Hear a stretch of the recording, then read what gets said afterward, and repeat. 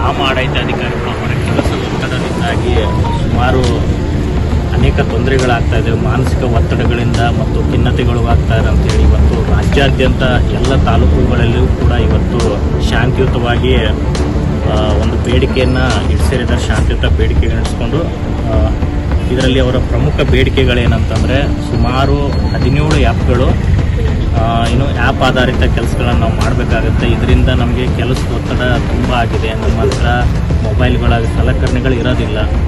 ಆಮೇಲೆ ಕೆಲವೊಂದು ಸರ್ವರ್ ಸಮಸ್ಯೆ ಇರುತ್ತೆ. ಹೀಗಾಗಿ ನಾವು ಅನೇಕ ಸಮಸ್ಯೆಗಳನ್ನು ನಾವು ಅಲ್ಲಿ ಗ್ರಾಮದಲ್ಲಿ ಎದುರಿಸಬೇಕಾಗುತ್ತೆ. ಫೀಲ್ಡ್ನಲ್ಲಿ ಎಷ್ಟೋ ಜನ ನಮ್ಮ ಮೇಲೆ ಹೇಗೆ ಬಾಯಿಗೆ ಬಂದಂಗೆ ಮಾತಾಡ್ತಾರೆ, ಅವ್ರು ವೇಟ್ ಮಾಡಿಸ್ತಾರೆ. ಹೀಗಂತೆಲ್ಲನೂ ಅವರು ಒತ್ತಡ ಆಗಿ ಇದರೆಲ್ಲ ಬೇಡಿಕೆಗಳು ಇಡಿಸಿದ್ದಾರೆ. ಅದರಲ್ಲಿ ವಿಎಗಂತೂ ಸುಮಾರು ಒತ್ತಡ ಆಗಿರೋದು ನಿಜ.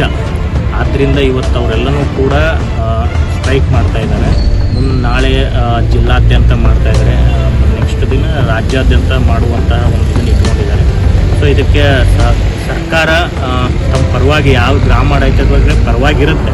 ಯಾಕಂದರೆ ಯಾವ ಸರ್ಕಾರನೂ ಕೂಡ ಯಾವ ವಿರುದ್ಧನೂ ಇರುವುದಿಲ್ಲ. ಬಟ್ ಇದಕ್ಕೆ ಸಕಾರಾತ್ಮಕವಾಗಿ ಸ್ಪಂದಿಸ್ತದೆ ಅಂತ ಹೇಳ್ತಾ ಆದಷ್ಟು ಬೇಗ ತಮ್ಮ ಬೇಡಿಕೆಗಳು ಈಡೇರಲಿ ಅಂತ ಹಾರೈಸ್ತಾ ತಮ್ಮೆಲ್ಲರಿಗೂ ಜಯ ಆಗಲಿ ಅಂತ ಹಾರೈಸ್ತಾ ತಾವೇನು ಕೊಟ್ಟಿದ್ದೀರಿ ಅದನ್ನು ನಮ್ಮ ಸರ್ಕಾರಕ್ಕೆ ತಲುಪಿಸುವಂಥ ತಮ್ಮ ಬೇಡಿಕೆಗಳನ್ನ ಸರ್ಕಾರಕ್ಕೆ ತಲುಪಿಸುವಂಥ ತೋರಿಸ್ತೇನೆ. ಎಲ್ಲ ಫುಲ್ ತಂತ್ರಾಂಶದ ಕೆಲಸಗಳನ್ನ ನಿರ್ವಹಿಸ್ತಾ ಇದ್ದೀವಿ. ಈ ನಾವು ತಂತ್ರಾಂಶಗಳ ಕೆಲಸ ನಿರ್ವಹಿಸಬೇಕು ಅಂದರೆ ನಮಗೆ ಡಾಟಾ, ಮೊಬೈಲು, ಕಂಪ್ಯೂಟರ್ ಎಲ್ಲ ಕೊಡಬೇಕಾಗುತ್ತೆ. ಯಾವುದೇ ಒಂದು ವ್ಯವಸ್ಥೆ ಇಲ್ಲ ಕೆಲಸ ಮಾಡಿ ಅಂತಾರೆ, ರ್ಯಾಂಕಿಂಗ್ ಕೇಳ್ತಾರೆ, ಪರ್ಸೆಂಟೇಜ್ ಕೇಳ್ತಾರೆ. ಒಂದೇ ದಿನದಲ್ಲಿ ಆ ಕೆಲಸ ಮಾಡಿರಿ, ಈ ಕೆಲಸ ಮಾಡಿರಿ, ಅದು ಮುಗಿಬೇಕು, ಇದು ಮುಗಿಬೇಕು. ಇವೆಲ್ಲ ಮುಗಿಸಿ ನಮ್ಮ ಮನೆ ಹೋಗೋದು 8-9 ಆಗುತ್ತೆ. ಆಮೇಲೆ ಮೀಟಿಂಗ್ಗಳು ಕರೀತಾರೆ ನಮಗೆಲ್ಲ. ಮೀಟಿಂಗ್ ಕರೆದಾಗ ಹೆಣ್ಮಕ್ಳು ರಾತ್ರಿ ಮನೆ ಹೋಗೋದು ಲೇಟ್ ಆಗುತ್ತೆ. ಮನೆಯಲ್ಲೆಲ್ಲ ಸ್ವಲ್ಪ ವೈಯಕ್ತಿಕ ಕಲಹಗಳು ಉಂಟಾಗ್ತಾ ಇದ್ದಾವೆ. ಈ ಥರ ಪ್ರೆಷರ್ ನಮಗೆ ವರ್ಕ್ಲೋಡ್ ಜಾಸ್ತಿ ಬೀಳೋದ್ರಿಂದ ಸುಮಾರು ನಮ್ಮ ರಾಜ್ಯದಲ್ಲಿ 3,000ಕ್ಕಿಂತ ಹೆಚ್ಚು ಹೆಣ್ಮಕ್ಳು ನಾವು ಫೀಲ್ಡಲ್ಲಿ ಕೆಲಸ ಮಾಡ್ತಾ ಇದ್ದೀವಿ. ಆಮೇಲೆ ಈಗ ಸರ್ಕಾರದ ಆದೇಶದಂತೆ ಸರ್ಕಾರ ಜಮೀನನ್ನು ಕಾಪಾಡಬೇಕು ಅಂತ ಲ್ಯಾಂಡ್ ಬೀಟ್ ಅಂತ ಒಂದು ಆ್ಯಪ್ ಬಿಟ್ಟಿದ್ದಾರೆ.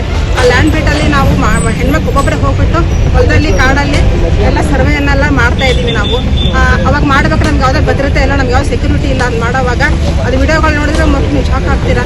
ಅಲ್ಲಿ ಕಾಡು ಎಲ್ಲ ಹೆಂಗಿರುತ್ತೆ, ಹೆಣ್ಮಕ್ಳನ್ನ ಹೋಗಿ ಹೆಂಗೆ ಮಾಡೋದು ನಾವು ಅಂತ ನೋವಿದೆ ನಮಗೆ. ಆಮೇಲೆ ನಮ್ಗೆ ಇದನ್ನೆಲ್ಲನೂ ಈಡೇರಿಸ್ಬೇಕಂತಂದರೆ ಎಲ್ಲ ಇನ್ಸ್ಟ್ರೂಮೆಂಟ್ಸು 3 ಕೊಟ್ಟರೆ ನಾವೆಲ್ಲ ಯಶಸ್ವಿಯಾಗಿ ಕೆಲಸ ಮಾಡ್ತೀವಿ ಅಂತ ನಾವು ಈ ಮೂಲಕ ಕೇಳ್ಕೊಳ್ತೀವಿ. ಆಮೇಲೆ ನಮಗೆ ಕಾಲಕ್ಕೆ ಪ್ರಮೋಷನ್ಸ್ ಇಲ್ಲ, ಪ್ರಮೋಷನ್ ಕೊಡ್ತಾ ಇಲ್ಲ. ಆಮೇಲೆ ನಮ್ಗೆ ಆಫೀಸಲ್ಲಿ ಹೆಣ್ಮಕ್ಳು ಹಳ್ಳಿಗೆ ಹೋದಾಗ ಎಲ್ಲಿ ಕುತ್ಕೋಬೇಕು, ಎಲ್ಲೋ ಕಟ್ಟೆ ಮೇಲೆ ಕುತ್ಕೋಬೇಕು, ದೇವಸ್ಥಾನ ಮುಂದೆ ಕುತ್ಕೋಬೇಕು, ಅಂಗನವಾಡಿ ಹತ್ರ ಹೋಗ್ಬಿಟ್ಟು ಟೇಬಲ್ ಚೇರ್ ಕೊಡ್ರಮ್ಮ ಅಂತ ಕೇಳ್ಕೊಂಡು ನಾವು ಕುತ್ಕೋಬೇಕು. ನಮ್ಗೆ ಆ ನೋವಿದೆ. ದಯವಿಟ್ಟು ಸರ್ಕಾರಕ್ಕೆ ಈ ಗಮನಕ್ಕೆ ತರ್ತಾ ನಮಗೆಲ್ಲ ಬೆನಿಫಿಟ್ಸನ್ನು ಕೊಡಬೇಕು ಅಂತ ನಮ್ಮಲ್ಲಿ ಕೇಳ್ಕೊಳ್ತೇವೆ. ಒಂದು ವೇಳೆ ನಿಮ್ಮ ಮನವಿಗೆ ಸರ್ಕಾರ ಸ್ಪಂದಿಸಿಲ್ಲ ಅಂತಂದರೆ ನೆಕ್ಸ್ಟ್ ಹೆಣ್ಮಕ್ಳು ಈ ವಿಚಾರವಾಗಿ ನೀವು ಯಾವ ಥರ ನೆಕ್ಸ್ಟ್ ಸ್ಟೆಪ್ ತಗೊಳ್ತೀವಿ?